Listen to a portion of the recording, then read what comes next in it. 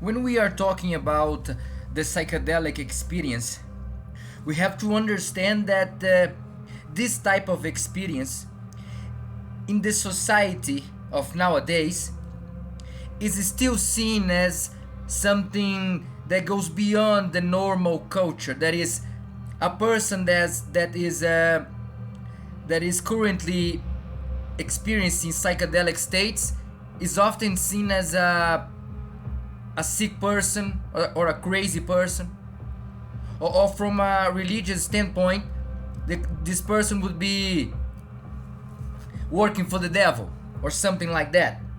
But the thing is that the psychedelic experience is an inherent part of the human experience. That is, since the beginning of the life of the human beings on planet Earth, the psychedelic experiences are happening. That is, the psychedelic experience is a normal experience, actually, and the absence of that type of experience is something to think about, and probably is an evidence of the situation of the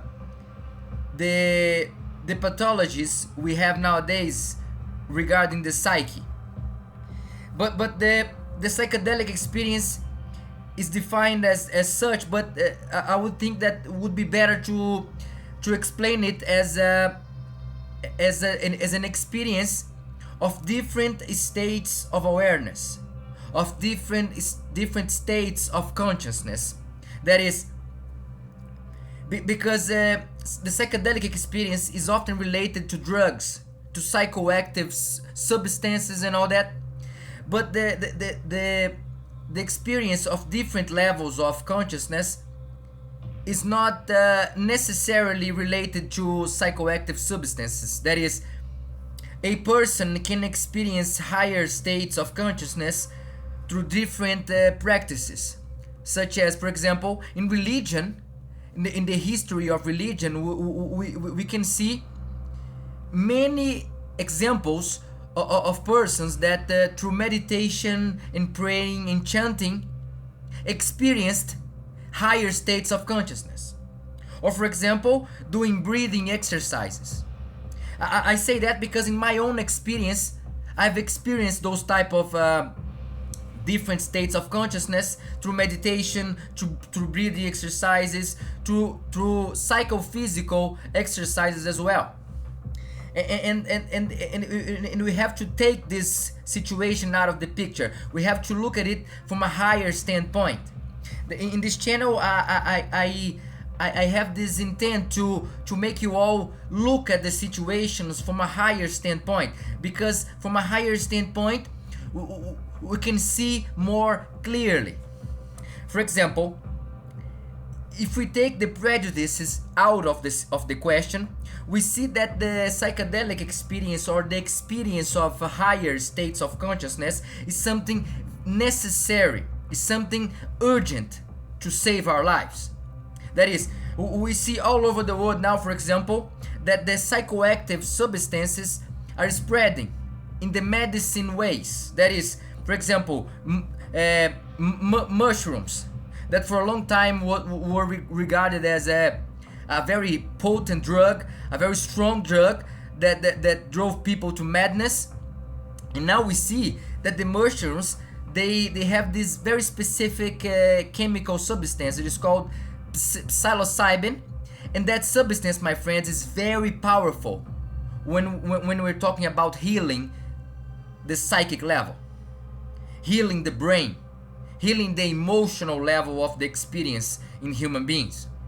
We have all over the world these trials happening with PTSD, with schizophrenia, with depression and anxiety, and we see that psychoactive substances are very helpful and they are saving lives. On the other hand, we see, for example, DMT, illustrated by ayahuasca, or Santo Daime as they call it, and this group of herbs, of sacred herbs, that together make the brain produce DMT. There's a very powerful substance produced by the brain that allows us to reach different states of consciousness within ourselves.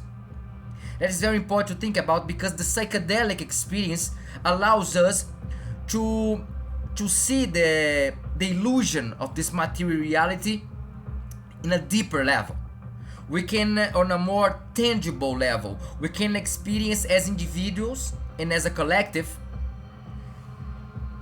We can understand that this reality is submitted to our ignorance.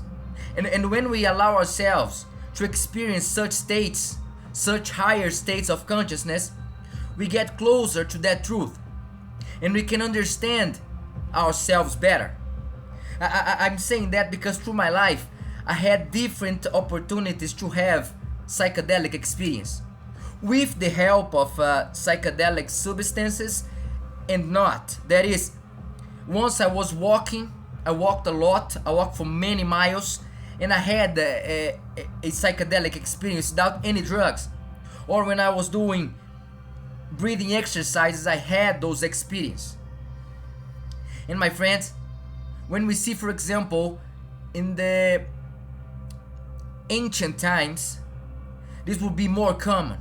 For example, we have in Greece we have the oracle, or the Delphus, or the oracle of Delphus, that had access to this psychedelic liquid, and they had the opportunity to use that liquid, to use that substance, which allowed them to reach different states of consciousness, and they were able to prophesize. They had the power of prophecy. My friends, what I'm getting to is that the psychedelic experience is about dissolving boundaries. It's about dissolving concepts. It's about dissolving prejudices and ideas. We have to understand that the universe is in a constant process of change, of transformation. And the psychedelic experience, when used in a proper way as a healing tool to our psyche, it is very powerful.